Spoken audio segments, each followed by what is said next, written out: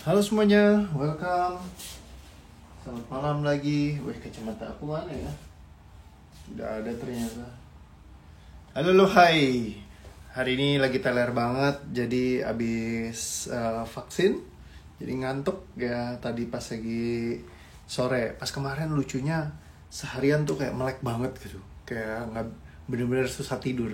Sampai mungkin jam 5 pagi saya masih bangun.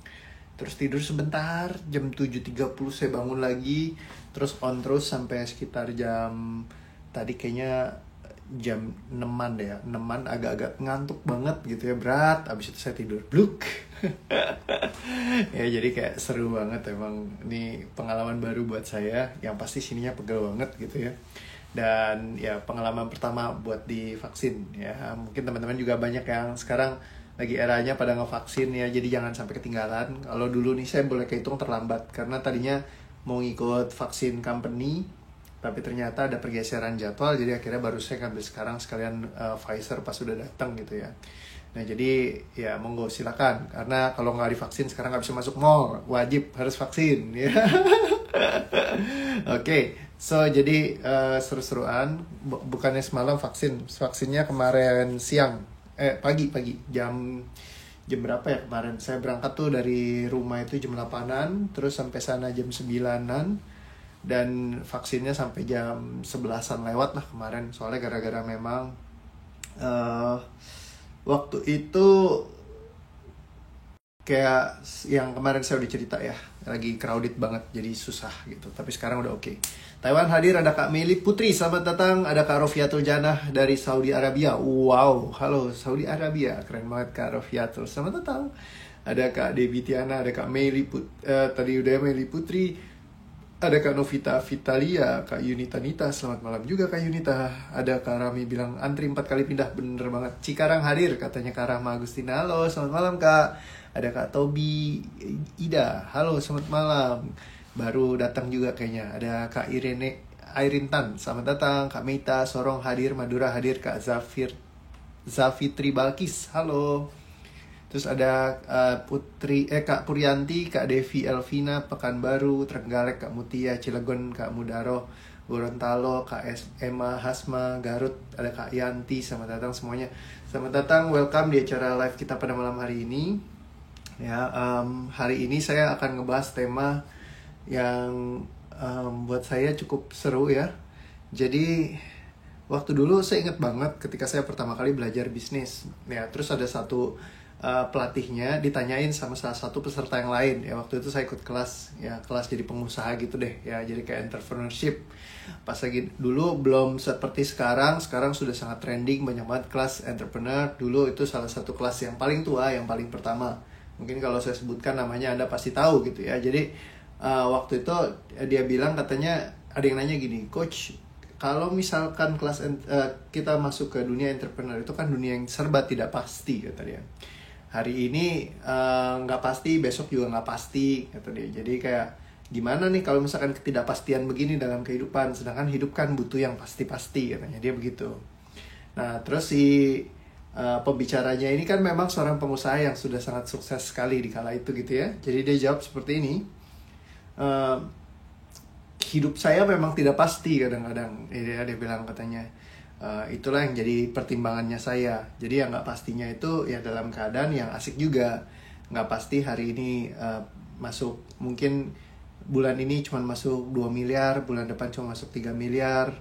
Nggak pasti, jadi kata dia. Ya jadi kayak bulan ini masuk bisa 2 miliar, bisa masuk 3 miliar, besok bisa masuknya 1 miliar, besok bisa masuknya mungkin ya cuma berapa ratus juta, kata dia. Tapi nggak pasti ya, itulah dunia usaha, kata dia. Kadang-kadang bisa seperti itu. Tapi walaupun tidak pasti, dia bilang bisa jadi ada rata-ratanya, kata dia gitu kan. Yang saya punya rata-rata ya pasti di atas 500 juta gitu sebulan. Itu yang jadi pemasukan saya gitu ya. Nah kadang-kadang bisa nggak pasti, bisa ada 2 miliar, bisa ada 5 miliar. Itu ya kalau misalkan kita lagi dapat sebuah project yang bagus misalkan, itu bisa aja ngasihin seperti itu. Nah yang penting adalah bagaimana ketika kita nggak dapetin, dia bilang project-project yang jumlahnya lumayan ini di spread ke hari-hari biasa. Jadi jangan semuanya dibelanjain. Ibarat kalau dia bilang selalu pakai prinsipnya Nabi Yusuf, dia bilang kalau misalkan bisa aja di kemudian hari ada kekeringan, kata dia. Jadi dia selalu dia bilang di keep uangnya gitu ya, jadi jangan semuanya dihabiskan. Nah, yang paling penting adalah aset alokasinya. Jadi kalau misalkan memang nilainya udah ada, persentase berapa yang dimasukkan, sehingga ada yang dikelola sebagai dalam usaha, ataupun ada yang dikelola juga dalam investasi yang mungkin naik turunnya itu sangat-sangat fluktuatif sekali ya. Misalkan kayak aset-aset seperti sekarang ada misalkan saham ya kan, terus ada kripto misalnya, itu kan sesuatu yang kayak naiknya bisa jengkang ke atas, kalau jatuh bisa langsung miskin misalnya, jengkang ke bawah. Nah, jangan pakai uang yang dingin, dia bilang. Jadi kalau misalkan sekalinya nyungsep nggak sampai nungging, harus berani untuk cut loss, ibaratnya seperti itu katanya Cikarlin ADA. Yoi, dari kemarin ADA terbangnya seru banget gitu ya. Terus udah mesti TP gitu, jangan sampai terus-terusan dihajar aja, mau turun masih dipegangin terus misalnya. Kalau pas lagi mau naik, mau turun. Kayak Doge kemarin nih, naik sampai 10.000 lebih gitu ya. Terus kalau udah turun ya turun jeblos. Kalau kita nggak buang barang ya nangkring terus gitu ya. Namanya kalau jual beli ya kita kan perlu bisa baca situasi juga, misalnya tentang investasinya. Jadi di situ yang kayak investasi yang progresif misalnya, nah itu pembagiannya lagi juga harus kita atur. Terus mana yang investasi yang bisa kita ambil yang memang untuk ngejaga aset kita, misalnya kayak emas, terus kayak obligasi misalkan, ataupun ya kan banyak instrumen investasi ya, misalkan kayak sukuk apa segala macam. Saya mungkin kurang pakar di sana ya, jadi kalau Anda ngobrolin ginian mungkin sama saya kayak, oh ini makanan apa gitu, saya nggak ngerti ya. Saya lebih banyak memang cuman di saham sama di kripto saya masih ngerti gitu ya. Tapi kalau di yang lain-lain saya nggak tahu. Properti saya masih tahu lah dikit gitu, tapi nggak terlalu secara berlebihan tahu gitu mana yang paling best banget istilah buat invest. Ada banyak orang yang lebih ahli. Kalian saya ya udah cuman buat ngeberesin beban emosi ya.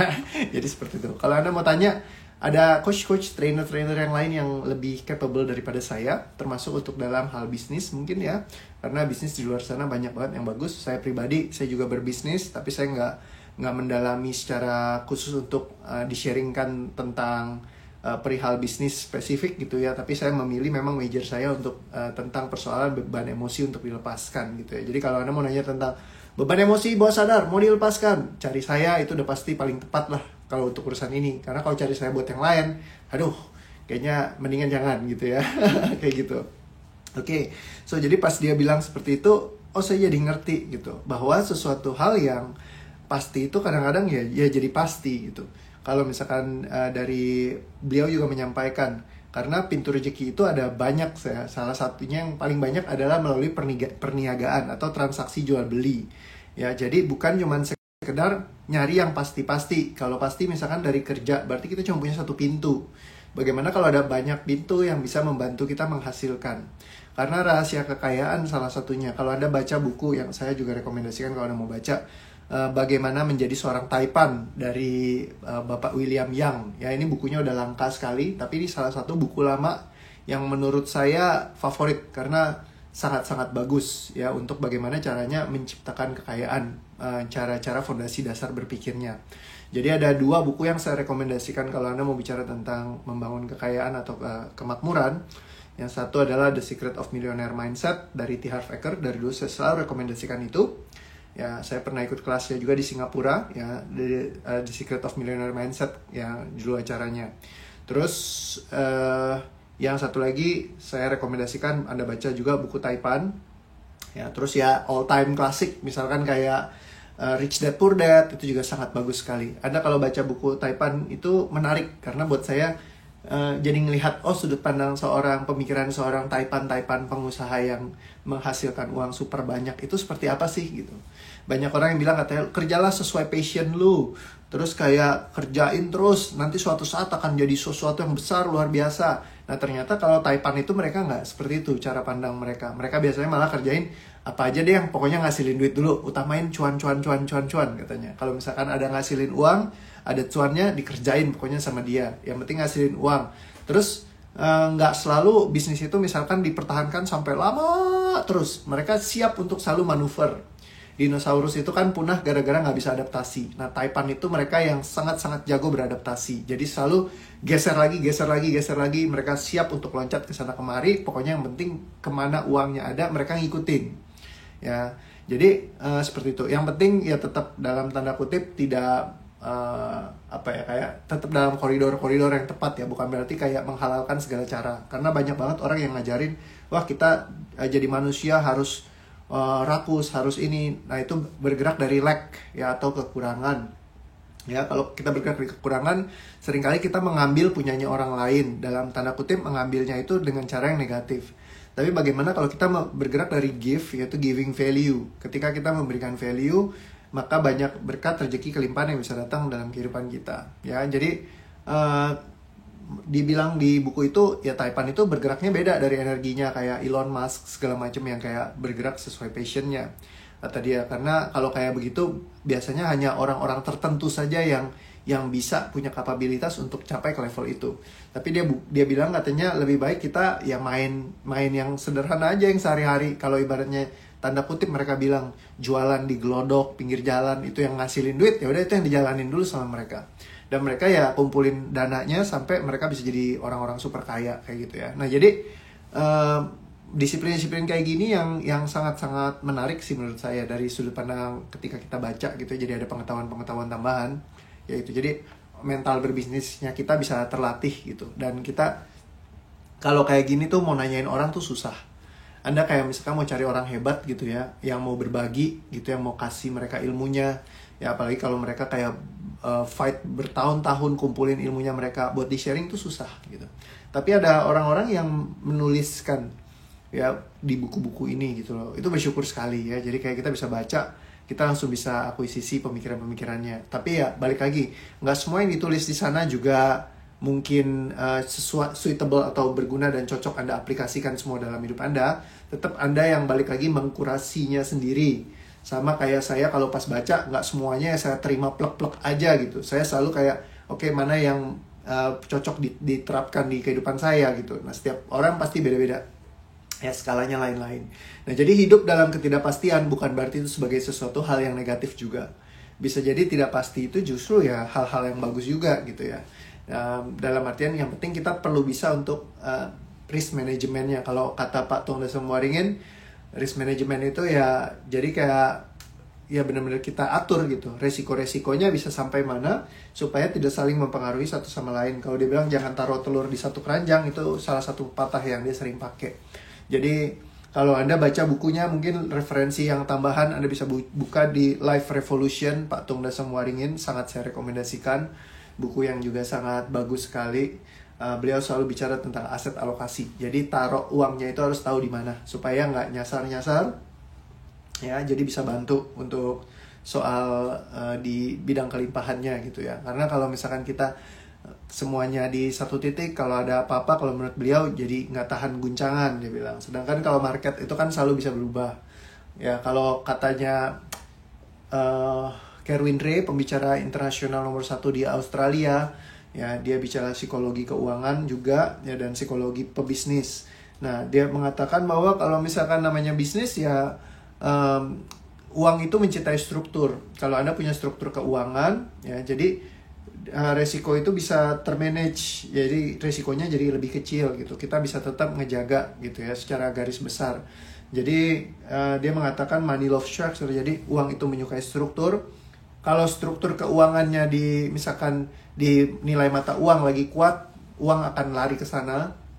Ketika nilai emas lagi bagus, uang akan lari ke sana misalnya. Ketika nilai misalnya struktur, jadi balik lagi struktur, dia bilang struktur saham lagi bagus, uang pindah ke saham.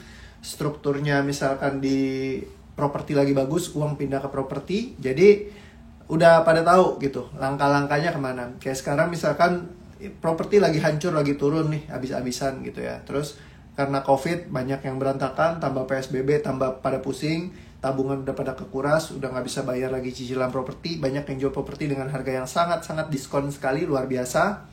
Jadi bisa beli gitu ya, itu sangat-sangat murah sekali properti sekarang ya, lagi bagus-bagusnya harga. Nanti kalau misalkan krisis sudah selesai, ya biasanya ada masa prosperity di mana semua orang akan punya buying power lagi, mereka akan belanja gitu ya. Nah jadi tapi tetap lakukan sesuai dengan koridor Anda sendiri. Saya juga nggak tahu kondisi keuangan Anda seperti apa, dan tentunya resiko Anda sendiri juga. Karena kalau misalkan kayak begini nanti, wah ini Coach Rio bilang begini, nanti saya ikutin deh. Tuh kok nggak jadi? Saya bukan pakarnya untuk beginian ya. Saya cuman kasih kabar burung doang yang saya dengar. Ya sebagian saya praktekkan di diri saya sendiri ya karena menurut saya oke, ini bisa masuk di saya, ya udah saya lakukan. Kalau yang nggak bisa ya saya nggak lakukan. Simply seperti itu. Anda juga sebagai pribadi Anda perlu untuk bisa ngatur sendiri ya kondisi kehidupan Anda karena kita bertanggung jawab atas kehidupan kita masing-masing. Ya saya nggak bertanggung jawab atas kehidupan Anda juga. Kalau Anda sukses ya syukur, ya kan, luar biasa, terima kasih, hebat gitu kan. Kalau misalkan emang sampai Anda juga misalnya salah naruh investasi apa segala macam, ya Anda sudah tahu bagaimana Anda bagi resikonya. Balik lagi seperti itu. Jadi saya rekomendasikan baca buku itu ya sehingga bisa membantu Anda juga. Nah ini bicara jadi tentang lebih ke arah hidup itu tidak pasti juga nggak apa-apa gitu. Jadi bukan berarti hidup harus selalu pasti dalam artian kayak udah tertata, teratur gitu. Orang semua banyak pengennya hidupnya teratur. Karena dari dulu kita diajarin kalau udah lulus kuliah, kerja yang benar, kerja sama orang, masuk perusahaan, nanti ujungnya keluar pindah perusahaan lain, terus lama-lama pensiun gitu. Ada juga yang bilang keluar bikin perusahaannya sendiri gitu. Jadi kayak orang semuanya selalu ngurusinnya untuk korporat semua seperti itu. Nah jadi seringkali kita muter-muter ke situ terus bolak-balik ya. Jadi kita perlu untuk bisa ngelihat dari sudut pandang yang lain juga, bahwa ketidakpastian bukan berarti jadi sesuatu hal yang negatif juga. Bisa jadi itu sebagai sesuatu hal yang menjadi kekuatan yang bisa bantu kita mungkin keluar dari kebiasaan kehidupan yang dimiliki oleh orang lain. Karena waktu dulu mama saya itu pas lagi saya masih sekolah dulu, kan saya sempat kuliah saya nggak lulus. Ketika saya kuliah nggak lulus, mama saya ngelihat saya kerja serabutan gitu ya, nggak punya uang, susah banget hidup tuh kayaknya setengah mati. Saya kerja ya saya ngedance lah gitu, ngedance itu saya cuma dibayar 130.000 satu kali ngedance gitu ya. Seminggu saya bisa 4 kali, berarti Anda udah hitung ya. 8 kali karena Sabtu Minggu biasa di Sweet 17. Kadang-kadang cuma dapat 6 kali, sering kali 6 kali doang sih, jarang sampai 8 kali. Nah kalau 6 kali 130.000 ya itu di tahun 2008 ya tinggal dikaliin aja, jumlahnya sangat-sangat nggak cukup gitu. Kadang-kadang keseleo sedikit, bayar benerin kaki keseleo itu sampai ya mesti bolak-balik beberapa kali gitu. Habis ini mungkin bisa 60, 80 ribu, 90 ribu sendiri gitu. Jadi kayak akhirnya uangnya habis buat kayak transport, buat makan, udah nggak bisa bangun kehidupan. Nah tapi saya memilih untuk ya udah saya pilih hidup yang nggak pasti aja. Dulu kan pas lagi saya kerja, ada yang terima saya kerja digaji 3.500.000. Pas saya keluar saya diomelin, dibilang lu nggak bersyukur lu, orang kaya lu nggak lulus kuliah dapat gaji 3.500.000 itu tuh bagus tahu, kata dia gitu kan. Jadi 3.500.000 kalau lu bisa dapat segitu lumayan, dia bilang. Lu mau cari di mana lagi? Cuman lulusan SMK nggak punya uang gitu kan. Terus kayak nggak ada latar belakang yang pintar segala macam. Mau bisnis juga nggak ada duitnya. Nah jadi akhirnya ya udah gitu. Saya dengan satu keyakinan aja saya keluar, saya pikir saya males buat kerja gitu ya sama orang. Saya cobalah usaha sendiri atau gimana gitu. Nah akhirnya coba fight ya, karena mungkin ikut kursus itu juga bantu saya jadi punya mental pengusaha gitu. Jadi akhirnya nyobain gitu ya. Nah makanya dulu kalau ingat saya cuman berprinsip Tuhan saya lebih besar dari nilai 3.500.000. Jadi kalau misalkan dibilangin katanya ya lu harusnya bersyukur gini, enggak kok, nilai gue lebih dari 3.500.000 dan Tuhanku lebih besar dari 3.500.000. Kalau misalkan aku akan bisa cari lah 3.500.000. Aku cuma mikir gitu waktu itu. Ya istilahnya tanda kutip bismillah aja kita jalanin gitu. Dan ternyata ya begitu yang terjadi gitu ya. Ya sampai sekarang ya fun aja gitu ya. Jadi itu jadi suatu hal yang senang juga buat saya, happy juga gitu ya. Jadi kayak ya jadi bisa punya penghasilan juga yang besar juga gitu kan. Jadi kayak yang dulunya juga nggak kepikiran gitu ya. Jadi seperti itu istilahnya, kalau kita mau, kita meyakini diri kita, Tuhan yang guide kita ya, seperti itu. Jadi kita yang penting punya keyakinan aja utuh buat ngejalaninnya. Jadi nggak pasti itu bukan berarti jelek, bisa jadi nggak pasti itu sebagai sesuatu yang bagus. Katanya Dr. Lagawa, The Secret of Millionaire Mindset, bagus tuh. Oke, sip, thank you, recommended banget emang. Katanya Kak Endang Purwati, aku mau vaksin tapi punya kecemasan yang tinggi dok. Waduh, saya bukan dokter ya. Itu dokter Lagawa tuh. Tolong dok bantu balasin Kak Endang. Kecemasan yang tingginya dilepaskan dulu ya Kak ya. Katanya Kak Adi, Joy Beden. Halo Kak, selamat datang. Artikulasinya oke banget. Terima kasih. Kak Bane, ada yang nama-nama baru banyak ya. Thank you. So jadi ya teman-teman, kita perlu untuk bisa ngelewatin ini gitu ya. Jadi kayak jangan khawatir, jangan takut di masa sekarang lagi COVID. Ketika ada ombak besar, kita bisa mungkin takut, diam, dan bersembunyi. Tapi bisa juga kita malah seru-seruan, kita berselancar. Ibaratnya memanfaatkan ada ombak yang besar. Nah, bagaimana kita bisa berkarya, menciptakan, dan memulai sesuatu yang baru. Mungkin kita nggak biasa untuk berselancar, tapi kita bisa belajar untuk berselancar kayak gitu ya. Siapa tahu kita jadi bisa nanti jadi asik penguasa ombak gitu ya. Yes, katanya dulu pas resign juga dibilang nggak bersyukur. Yes, bener. Seringkali orang kan mereka nggak tahu gitu kan apa yang kita lihat, apa yang kita jalanin. Orang ngelihat cuma dari permukaan doang. Karena mereka tidak memiliki apa yang kita miliki, mungkin mereka berkata seperti itu. Tapi kalau mereka melihat apa yang kita lihat, ya di kemudian hari, mungkin mereka juga akan ya berkata, ya udah lanjutin aja gitu. Pas dulu mama saya juga bilang, udah lu yang pasti-pasti aja lah, kenapa sih harus yang kayak gitu lu kerjain bisnis gak jelas gini-gini gitu-gitu ya. Jadi tapi akhirnya juga ya ketika apa yang kita yakini kita jalani dan semua dijalani dengan setia, ya akhirnya menghasilkan juga ya kan. Terus ya sekarang ya berbahagia juga mama saya gitu ya, ngelihat saya bisa bertumbuh seperti sekarang kayak gitu. Jadi seru. Biasa berapa lama Kak prosesnya untuk sembuh dari panic attack? Panic attack itu kalau ditangani dengan presisi bisa jadi selesai dalam 1 kali sesi, tapi bisa juga lebih. Kalau Anda mau aktif buat ngeberesin panic attack Anda sendiri, bisa jadi cepat sekali ya. Jadi kayak sangat-sangat cepat. Nah, tergantung setiap orang beda-beda. Sama satu lagi yang dibutuhkan adalah mereka harus bisa merasakan apa saja yang mereka panikkan dan memikirkan apa saja yang mereka pikirkan ketika mereka panik. Kalau misalkan diberesin itu, mereka akan bisa sangat cepat sekali menyelesaikan soal ini gitu ya. Jadi nggak perlu lama-lama. Kalau Anda ngerti cara melepaskan emosinya, Anda akan bisa lepaskan dalam waktu yang sangat-sangat singkat gitu ya.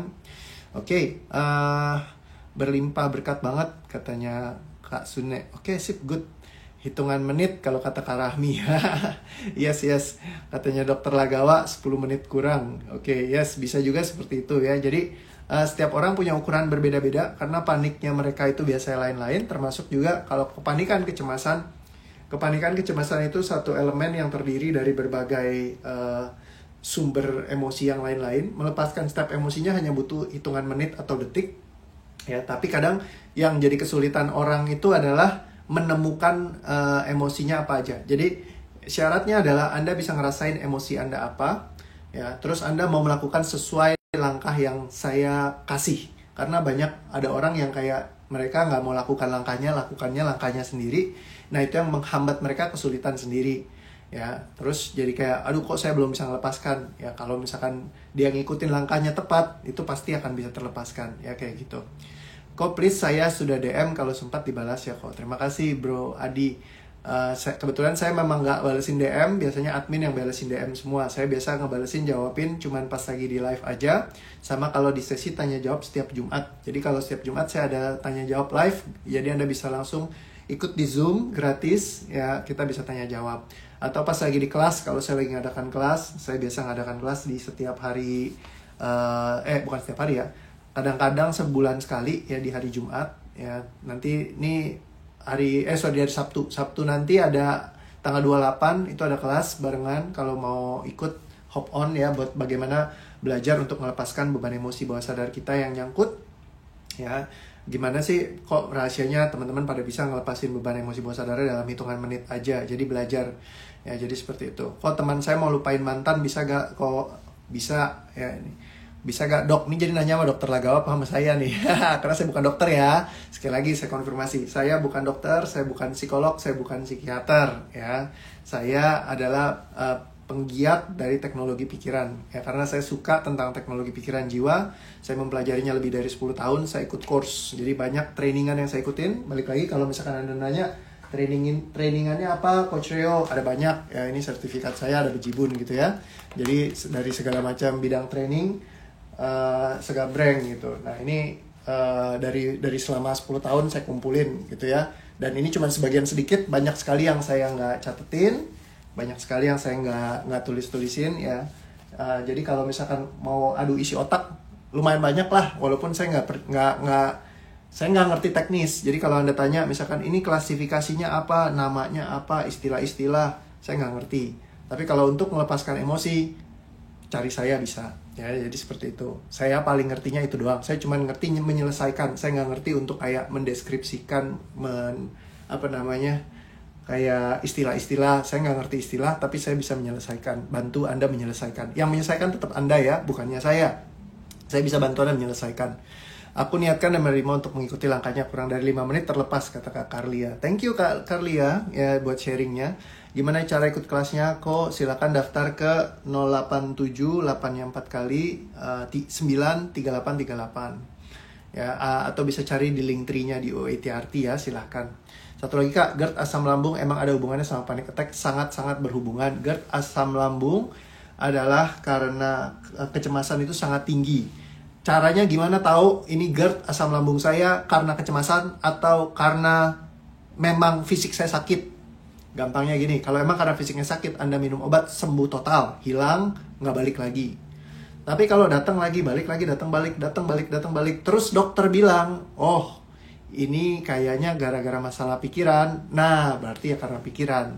Kalau nggak ya mungkin karena fisik. Jadi tunggu apa kata dokter ya. Jadi saran saya Anda tetap datang ke dokter, cek dulu gitu ya. Kalau memang dokter bilang gara-gara pikiran, nah berarti ya udah tinggal lepaskan beban emosi bawah sadarnya. Katanya Kak Suna, mantan dibuang aja pada tempatnya. Yes, bener. Mantan lagi kita bahas. Karena mantan emang banyak. Ingat peristiwanya sekarang, sudah lupa rasa dan emosinya, katanya Pak Cesari. Oke, keren. Emosi saya up and down, ngatasi anak-anak lagi daring, tensi lagi on terus. Cara lepasin emosinya gimana? Cari tentang emosi anak, ada di, saya udah pernah live. Ini temanya, silakan Anda buka aja langsung ya.